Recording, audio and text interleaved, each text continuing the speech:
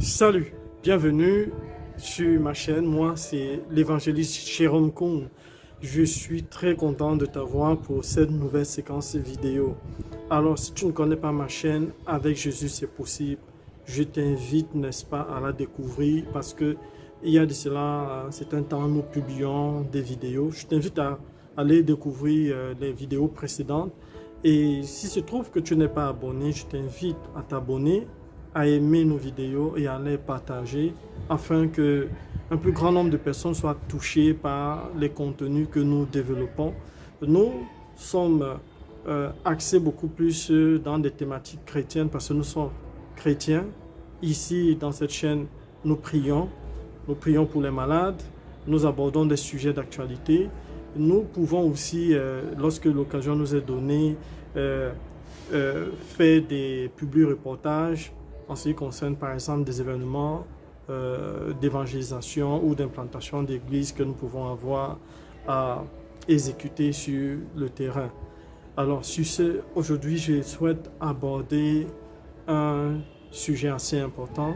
Je me rappelle comment est-ce que je grandissais et certaines personnes, lorsqu'elles ne comprenaient pas certains textes de la Bible, disaient que la Bible est très compliquée. La Bible n'est pas faite pour être étudiée ou alors être lue par tout le monde. C'est pas tout le monde qui pouvait lire la Bible. D'autres même faisaient des cérémonies avant de lire un texte de la Bible. Je ne sais pas où est-ce que ces personnes ont appris tout cela. Peut-être c'était d'après les backgrounds qu'elles faisaient tout cela. Mais moi, lorsque j'ai eu à donner ma vie à Jésus, le Seigneur m'a montré qu'il m'aimait au travers de sa parole. Il m'a donné un accès facile à sa parole. Il m'a permis de lire ma Bible, de la parcourir de Genèse à Apocalypse autant de fois que je pouvais. Et aujourd'hui, je peux librement aborder certains sujets. D'autres personnes vont dire, oh voilà, vous les pasteurs des églises de réveil, vous n'avez pas de doctorat. Il faut d'abord que vous ayez des doctorats pour pouvoir aborder certaines thématiques bibliques. Je ne sais pas où c'est écrit dans la Bible que avant de devenir un disciple du Seigneur, il faille avoir un doctorat. Parce que s'il y avait des docteurs autour de notre Seigneur Jésus, je crois qu'il y avait Luc qui était médecin, qui était un docteur. Les autres, c'était, on peut dire, des analphabètes, c'était des gens de la basse classe, des pêcheurs, des paysans et tout. Jésus a libéré sa parole.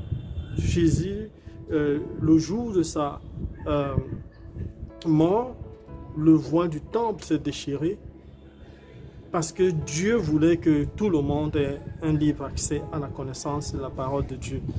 Alors, nous ne voulons pas rester dans la polémique de ce qu'il faut d'abord être ceci, il faut graduer dans telle grande école biblique pour pouvoir prêcher la bonne nouvelle. Pour ta gouverne, j'ai été formé dans l'une des meilleures écoles bibliques qu'on puisse trouver dans notre pays. Alors, maintenant, pour ce qui concerne le point que je voudrais aborder, je voudrais que tu lises ce texte que je vais énoncer là maintenant, qui se trouve dans le livre d'Apocalypse au chapitre 13, le verset 8. Je peux dire verset 8 à 9. Dans ce texte, il y a un événement étrange que la Bible décrit. Étrange pour ceux qui ne connaissent pas Dieu, mais pour ceux qui connaissent Dieu, pour ceux qui ont une relation intime avec le Seigneur, pour ceux qui ont un peu de curiosité intellectuelle, c'est-à-dire qui se posent de bonnes questions, on peut comprendre qu'en observant le monde dans lequel nous sommes, il s'agit certainement d'un événement que l'apôtre Jean annonçait il y a de cela près de 2000 ans. Quand il parlait, on ne pouvait pas s'imaginer que les éléments qui allaient concourir à la manifestation de ce qu'il disait devaient être dans cette époque que nous sommes en train de vivre. L'époque où au jour d'aujourd'hui, on essaie de plébisciter l'intelligence artificielle, on essaie de plébisciter le transhumanisme, on essaie de plébisciter la technologie. La technologie tend à prendre le contrôle de tout et on a tendance même à remettre l'homme au second plan. c'est un peu amusant. Bon, vous voyez, j'ai fait informatique et, et lorsque je vois certaines personnes exulter autour de l'intelligence artificielle, ça me fait un peu rire parce que il n'y a pas une technologie que l'homme a mise au point et que on peut dire bon voilà, elle va demain échapper au contrôle de l'homme et tout, elle va supplanter l'homme et tout ça. Je ris toujours parce que pour que une technologie, pour que l'intelligence artificielle se mette en route, il y a des codes qui sont exécutés. Et quels sont ceux qui travaillent à la base? Ce sont des hommes qui mettent en route cette intelligence artificielle. Mais ici, dans le texte que je vous propose, qui se trouve dans Apocalypse chapitre 13, verset 8, on constate une chose qui tourne autour du transhumanisme. Il y a de cela quelques années, on ne pouvait pas comprendre des thèmes comme transhumanisme. Mais la Bible, comme elle a toujours un coup d'avance sur tout le monde, annonçait déjà il y a de cela plus de 2000 ans qu'il y a des êtres qui apparaîtront sur la terre et qui auront pour source d'existence le transhumanisme. Alors, le transhumanisme, c'est une science qui permet tout simplement de rendre la vie à des gènes. Il y a de cela quelque temps, certains chercheurs ont entrepris, n'est-ce pas, de réveiller les gènes des Goliaths. Quand il parle de Goliaths, c'est en fait des êtres humains qui ont apparu sur la Terre et qui avaient des mensurations qui étaient extraordinaires. Des géants, en fait, qui étaient sur la Terre, qui avaient des mensurations exceptionnelles. Alors, la science a retrouvé les ossements de ces géants et certains ont pensé qu'il était peut-être utile d'utiliser, n'est-ce pas, les gènes de ces personnes qui avaient vécu à une époque bien précise sur la Terre pour les ramener à la vie et essayer de les exploiter désormais comme des soldats invincibles. C'est pour cela que la plupart des grandes puissances dans le monde aujourd'hui essayent de mettre en route des soldats réputés invincibles. On les appelle pour l'instant des forces spéciales. Et souvenez-vous, si vous avez eu à voir le film intitulé Universal Soldier de Jean-Claude Van Damme avec Dolph Lundgren, qui était comme, bon, on peut dire, le chef bandit, si vous vous souvenez bien de ce film, vous verrez que Jean-Claude Van Damme et Dolph Lundgren étaient comme des Universal Soldiers qui avaient été formés secrètement dans des laboratoires et ils étaient réputés invincibles. Alors, au jour d'aujourd'hui, beaucoup de gens parlent de transhumanisme. Est-ce que nous sommes déjà environnés des êtres qui sont issus de cette transhumance? Est-ce que nous sommes environnés des hommes actuellement qui ont des gènes d'animaux? Parce que certaines personnes ont pensé même que il est possible de croiser facilement, c'est-à-dire de mettre en route actuellement des êtres humains sur cette terre qui ont en eux des gènes d'animaux. Alors, il y a d'autres qui peuvent être programmés pour être tout simplement des tueurs à gages. La Bible parle de quelque chose d'important. Je veux que vous relisiez très bien Apocalypse chapitre 13, verset 8. Le Seigneur dit qu'il y avait sur la terre des gens dont les noms n'avaient pas été inscrits dans le livre de vie de l'agneau avant la fondation de ce monde. D'où sortent ces personnes que Dieu n'a pas répertoriées dans son livre? Cela signifie que au jour d'aujourd'hui, la technologie a beaucoup évolué. Les gens sont capables de beaucoup de choses. Mais maintenant, ces personnes dont parle la Bible ici vont jouer plutôt un rôle cynique dans cette période où l'Antichrist fera son entrée dans le monde. Ce sont ces gens-là qui seront issus de la transhumance qui vont pousser plusieurs personnes à recevoir la marque de la bête. On fait très attention avec toute personne, tout être humain qui vient et t'encourage, n'est-ce pas, à recevoir une puce, t'encourage, n'est-ce pas, à te vendre à toute forme de technologie, à toute forme d'expérience scientifique.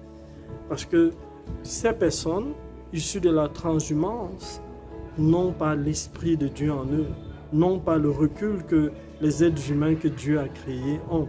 C'est-à-dire de dire, mais non, Dieu n'a pas autorisé l'homme à mêler de telles expériences. Dieu n'a pas demandé qu'on décapite un homme, on ouvre son cerveau pour faire évoluer la science. Mais ces personnes-là, parce qu'elles ne sont pas issues de Dieu, sont capables de faire des crimes odieux. Je voudrais ici, en tant que chrétien, t'inviter à méditer profondément dans ce texte biblique et à être assez vigilant. Nous sommes dans des temps de la fin et avant l'avènement de l'Antichrist, il faudra bien que la transhumance puisse faire son chemin. Et nous savons qu'aujourd'hui, pour ceux qui sont habitués, n'est-ce pas, à des forums économiques mondiaux de Davos, on plébiscite de plus en plus la transhumance. Et beaucoup de ces personnes qui vont là-bas, les stars de Davos, recommandent même, encouragent même la transhumance et voudraient que ce soit la transhumance qui prenne le dessus sur beaucoup de choses que nous faisons actuellement. Au point où même les aliments que nous mangeons commencent à être pour la plupart génétiquement modifiés.